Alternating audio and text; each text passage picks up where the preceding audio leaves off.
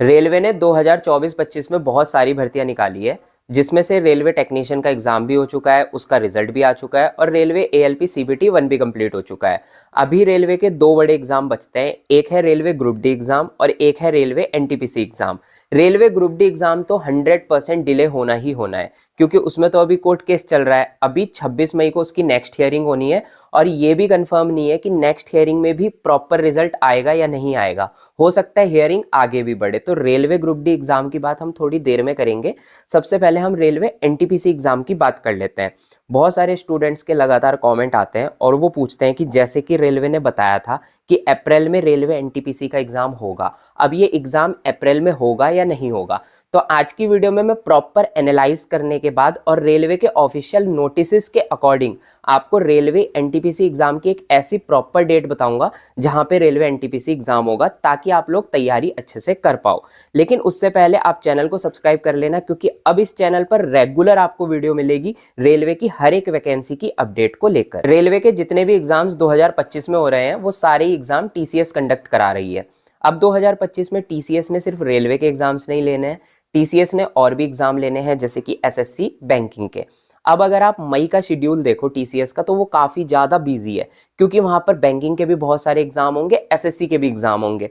अब अगर कोई एग्जाम डेट आ रही है कि मई में आपका कोई एसएससी का एग्जाम होना है या फिर कोई बैंकिंग का एग्जाम होना है, अब वो एग्जाम अगर मई में ही शुरू होता है तो मई में तो खत्म हो नहीं जाएगा, मई भी लगेगा, हो सकता है जून भी लग जाए और हो सकता है आधा जुलाई भी लग जाए। तो एग्जाम्स जब कंडक्ट कराए जाते हैं तो उसमें थोड़ा थोड़ा टाइम भी लगता है। इसके अकॉर्डिंग मैं आप लोगों को एनटीपीसी की एग्जाम डेट बताता हूँ। देखिए, रेलवे का जो ऑफिशियल नोटिस आया था उसमें रेलवे ने बोला था कि जो 12th का एनटीपीसी का एग्जाम है 12th बेस पे, वो हम ले लेंगे अप्रैल में।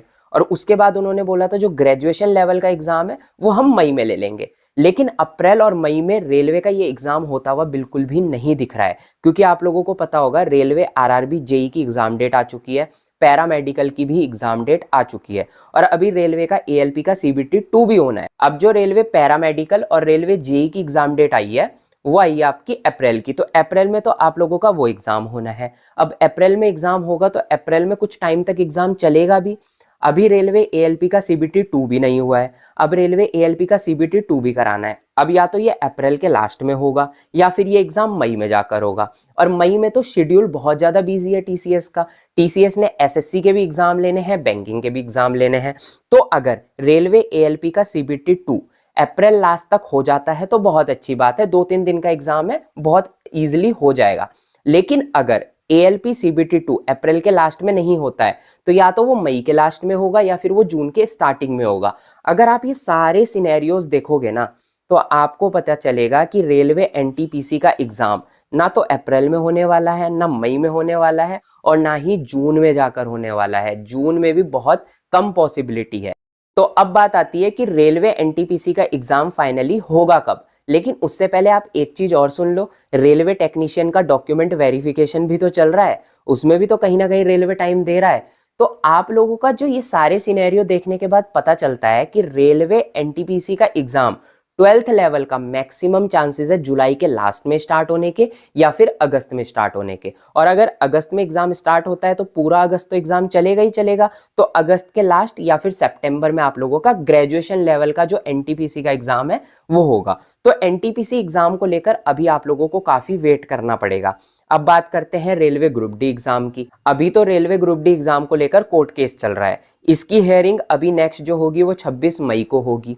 अभी उसमें कंफर्म नहीं है कि क्या रिजल्ट निकलेगा। अगर केस पूरा सॉल्व हो जाता है तो भी रेलवे का एग्जाम जो होगा ग्रुप डी का वो कहीं ना कहीं आप लोगों को अक्टूबर या नवंबर में जाकर देखने को मिलेगा, क्योंकि अगस्त सितंबर तक तो एनटीपीसी ही चला जाएगा, उसके बाद ही कहीं ना कहीं ये रेलवे ग्रुप डी कराएंगे। अब अगर एनटीपीसी का एग्जाम अगस्त सितंबर में हो रहा है तो उसके बाद एनटीपीसी एग्जाम के आगे के प्रोसेसेस भी तो हैं। कहीं कहीं पे सीबीटी 2 है, कहीं कहीं पे डॉक्यूमेंट वेरिफिकेशन है, कहीं कहीं पे और सारे प्रोसीजर हैं, तो वो सारे प्रोसीजर भी कराने हैं। तो रेलवे ग्रुप डी एग्जाम को लेकर आप देख लीजिएगा, आप लोगों को वेट करना ही पड़ेगा। और मानकर चलिए हो सकता है आप लोगों को दिसंबर तक का भी वेट करना पड़ जाए। तो अभी आप लोगों के पास ना भरपूर टाइम है रेलवे एनटीपीसी की तैयारी करने का और रेलवे ग्रुप डी की तैयारी करने का, क्योंकि टेक्नीशियन का एग्जाम तो फटाफट हो गया, एएलपी सीबीटी 1 भी फटाफट हो गया। हो सकता है वहां पर तैयारी करने का इतना अच्छा मौका आपको नहीं मिल पाया। अभी भी अगर आपको लगता है ना कि आपकी तैयारी में कोई कमी है, तो आप अभी से तैयारी में लग जाइए कि अभी आप लोगों के पास टाइम है। अब बहुत सारे स्टूडेंट ना लगातार पूछ रहे थे कि क्या रेलवे ग्रुप डी की वैकेंसी इंक्रीज होगी। देखिए, अभी जो रेलवे ग्रुप डी का जो कोर्ट केस चल रहा है ना, वो इस विवाद पे चल रहा है कि आईटीआई वाले स्टूडेंट्स ने केस कर रखा है कि रेलवे आईटीआई क्यों हटा रहा है। पहले रेलवे ने बोला कि हम आईटीआई करेंगे, है ना। रेलवे कह रहा था कि अगर स्टूडेंट 25 से 30 हजार रुपए आईटीआई में खर्चता है और आईटीआई करता है तो आईटीआई वाले स्टूडेंट्स को स्पेशल बेनिफिट मिलना चाहिए। उसके बाद रेलवे ने बोला कि हम अपनी पॉलिसीज को कभी भी चेंज कर सकते हैं। इसके अकॉर्डिंग उन्होंने क्या किया, अपनी पॉलिसी चेंज कर दी और इन्होंने बोला कि नहीं नहीं, आईटीआई हम हटा देंगे, सबके लिए ओपन वैकेंसी रहेगी। तो इसको लेकर बहुत सारे स्टूडेंट ने केस कर दिया। अब इस केस के सॉल्व होने के बाद हो सकता है आपकी वैकेंसी इंक्रीज भी हो जाए, पर यह चीज डिपेंड करेगी कि केस किसके पक्ष में जाता है। अगर ये केस चला गया आईटीआई वालों के पक्ष में, रेलवे ने बोला ठीक है आईटीआई कंपलसरी है, जो नोटिस हमने पुराना निकाला हुआ है उस नोटिस के अकॉर्डिंग ही हम सारी चीजें करेंगे, फिर तो वैकेंसीज इंक्रीज होने के थोड़े कम चांसेस हो जाएंगे। लेकिन अगर रेलवे बोलता है कि हम न्यू नोटिफिकेशन देंगे, उसके अकॉर्डिंग हम सारी चीजें कराएंगे, तो फिर न्यू नोटिफिकेशन आएगा तो वैकेंसी रिवाइज होने के भी चांसेस आप लोगों के बढ़ जाएंगे। तो रेलवे ग्रुप डी की वैकेंसीज को लेकर अभी कंफर्म तरीके से कुछ कहा नहीं जा सकता। जैसे ही कोई कंफर्म अपडेट आएगी मैं आप लोगों को वीडियो बनाकर बता दूंगा। मैं फिर कह रहा हूं, इस चैनल पर डेली वीडियोस देखने को मिलेगी, इसलिए इस चैनल को अभी से आप सब्सक्राइब कर लो। बाकी आप लोग तैयारी करते रहिए, हम मिलते हैं अपनी नेक्स्ट वीडियो में, तब तक के लिए बाय।